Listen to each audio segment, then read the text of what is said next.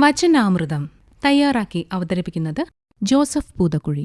സുഹൃത്തുക്കളുടെ നിർബന്ധം, അംഗീകാരത്തിനുള്ള ദാഹം, കുടുംബ പ്രശ്നങ്ങളിൽ നിന്ന് രക്ഷ നേടാനുള്ള ഉപാധി, മാനസിക പ്രശ്നങ്ങൾ, സ്നേഹരാഹിത്യം തുടങ്ങി ഒട്ടനവധി പ്രശ്നങ്ങളിൽ നിന്ന് രക്ഷ നേടാൻ വേണ്ടിയാണ് ലഹരി ഉപയോഗം ആരംഭിക്കുന്നത്. ലഹരിയുടെ പലതരത്തിലുള്ള ഉപയോഗം അതിനെ ലോകത്തിലെ ഏറ്റവും വലിയ ബിസിനസ്സുകളിൽ ഒന്നാക്കി മാറ്റി.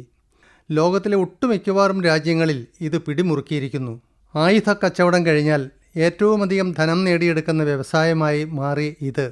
ഈ സാഹചര്യത്തിലാണ് 1987 UN ജനറൽ അസംബ്ലി ലഹരി വസ്തുക്കളുടെ ഉപയോഗവും ക്രയവിക്രയവും സംബന്ധിച്ച് സമഗ്രമായി ചർച്ച ചെയ്യുകയും ജൂൺ 26 ലോക ലഹരി വിരുദ്ധ ദിനമായി ആചരിക്കുവാൻ തീരുമാനിക്കുകയും ചെയ്തത്.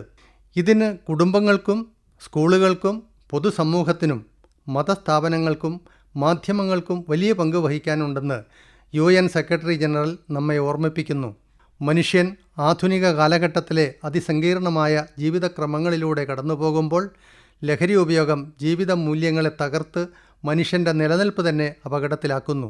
ഒരു രാജ്യത്തെ ജനതയെ സാമൂഹിക അരാജകത്വത്തിലേക്ക് നയിക്കുന്ന സാമൂഹിക വിപത്തുകളിൽ പ്രഥമ സ്ഥാനം മദ്യപാനത്തിനാണ്.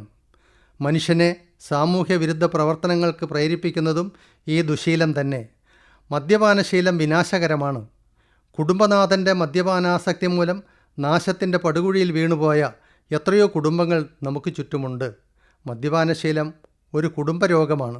കുടുംബത്തിലെ ഒരംഗത്തിൻ്റെ മദ്യപാനം മൂലമുണ്ടാകുന്ന ദുരന്തത്തിൻ്റെ ദൂഷ്യഫലങ്ങൾ അനുഭവിക്കുന്നത് ആ കുടുംബത്തിലെ മുഴുവൻ അംഗങ്ങളുമാണ്. മദ്യപാനികൾ അധിവസിക്കുന്ന സമൂഹം അർബുദബാധയേറ്റ ശരീരം പോലെ നാശോന്മുഖമാണ്. എത്രയും പെട്ടെന്ന് ഈ വിപത്തിൻ്റെ കാരണങ്ങൾ കണ്ടെത്തി പരിഹരിക്കുന്നുവോ അത്രയും കൂടുതൽ പുരോഗതി സമൂഹത്തിന് നേരിടാൻ കഴിയും. അല്ലെങ്കിൽ മദ്യപിശാചിൻ്റെ നീരാളിപ്പിടുത്തത്തിലമർന്ന് കുടുംബങ്ങളും അത് ഉൾക്കൊള്ളുന്ന സമൂഹവും പടിപടിയായി നശിച്ച് ഇല്ലാതായിത്തീരുന്ന അവസ്ഥയിലേക്ക് എത്തിച്ചേരും. ലഹരി ഉപയോഗം മൂലം ഉണ്ടാകുന്ന വിപത്തിനെക്കുറിച്ച് ചിന്തിക്കുമ്പോൾ പലതരത്തിലുള്ള നാശം ഉണ്ടാകുന്നതായി പഠനങ്ങൾ തെളിയിച്ചിരിക്കുന്നു. ലഹരി ഉപയോഗം ആസക്തി ജനിപ്പിക്കുന്ന രോഗമാണ്. ടെട്രോ ഹൈഡ്രോ എസോക്വിനോലിൻ എന്ന രാസവസ്തു തലച്ചോറിൽ രൂപം കൊള്ളുന്നതിനാലാണ് ഇത് സംഭവിക്കുന്നത്. വായ, തൊണ്ട, കഴുത്ത് മുതലായവയിൽ ഉണ്ടാകുന്ന ക്യാൻസറിന് പ്രധാന കാരണം ലഹരി വസ്തുക്കളാണ്. കൂടാതെ കരൾ, കുടൽ, പാൻക്രിയാസ്, ശ്വാസകോശങ്ങൾ തുടങ്ങിയ അവയവങ്ങളുടെ നാശം, ഹൃദയാഘാതം തുടങ്ങിയ ഒട്ടനവധി രോഗങ്ങൾക്ക് ഇത് കാരണമാകുന്നു. കുടുംബ ബന്ധങ്ങളുടെ തകർച്ച, കുട്ടികൾ നേരെയുള്ള അതിക്രമം, സംശയരോഗം, ഓർമ്മക്കുറവ്, ബാലൻസ് പ്രശ്നം, ഉത്കണ്ഠ, വിഷാദരോഗം, തൂക്കക്കുറവ്, ഉറക്കമില്ലായ്മ, അപസ്മാരം, രോഗപ്രതിരോധ ശക്തി ഇല്ലാതാവുക, പ്രമേഹം, രക്തസമ്മർദ്ദം, കൊളസ്ട്രോൾ, വന്ധ്യത തുടങ്ങി ഒട്ടനവധി പ്രശ്നങ്ങൾ ലഹരി ഉപയോഗത്തിൻ്റെ ബാക്കി പത്രമാണ്.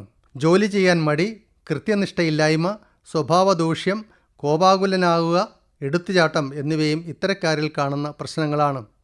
കൗമാരക്കാരിൽ കണ്ടുവരുന്ന ലഹരി വസ്തുക്കളുടെ ഉപയോഗം ആശങ്കാജനകമാണ്. ഇത്തരം കുട്ടികൾ മറ്റു കുട്ടികളെ വശീകരിച്ച് അടിമകളാക്കുന്നു. പെട്ടെന്നുണ്ടാകുന്ന ദേഷ്യം, പൊട്ടിത്തെറി, ഒറ്റപ്പെട്ടിരിക്കുന്ന അവസ്ഥ, കൂടെ രഹസ്യമായി പുറത്തു പോവുക, ക്ലാസ്സിൽ കയറാതിരിക്കുക, ഉറക്കമില്ലായ്മ തുടങ്ങി ലക്ഷണങ്ങൾ കാണുമ്പോൾ ശ്രദ്ധിക്കാൻ മാതാപിതാക്കൾ മുന്നോട്ടിറങ്ങണം. പഠനത്തിൽ മികവ് പുലർത്തിയിരുന്ന കുട്ടികൾ പെട്ടെന്ന് പഠനത്തിൽ പിന്നാക്കം പോവുക, സ്വഭാവ വ്യതിയാനം വരിക എന്നിവ കാണുമ്പോൾ പ്രത്യേകം ശ്രദ്ധിക്കേണ്ടിയിരിക്കുന്നു. ഈ സാഹചര്യത്തിൽ കുട്ടികളെയും യുവജനങ്ങളെയും കേൾക്കുന്നതിനും അവരെ മനസ്സിലാക്കുന്നതിനും പ്രൊഫഷണൽ കൗൺസിലർമാരുടെ സേവനം അടിസ്ഥാന ആവശ്യമായി മാറിയിരിക്കുന്നു. മദ്യത്തിൻ്റെയും മയക്കുമരുന്നിൻ്റെയും ലഭ്യതയ്ക്കനുസരിച്ച് ലഹരി പാർട്ടികൾ ദിനംപ്രതി കൂടി വരുന്ന ഈ കാലഘട്ടത്തിൽ മയക്കുമരുന്നുമായി എത്തുന്ന അന്യസംസ്ഥാന തൊഴിലാളികളെയും മയക്കുമരുന്ന് മാഫിയകളെയും ഫലപ്രദമായി നിയന്ത്രിക്കുകയും മദ്യത്തിൻ്റെ ലഭ്യത കുറയ്ക്കുകയും ചെയ്യുക എന്നത് നാടിൻ്റെ ആരോഗ്യത്തിനും വികസനത്തിനും അനിവാര്യമാണ്. വചനാമൃതമാണ് നിങ്ങൾ ഇതുവരെ കേട്ടത്. തയ്യാറാക്കി അവതരിപ്പിച്ചത് ജോസഫ് പൂതക്കുഴി.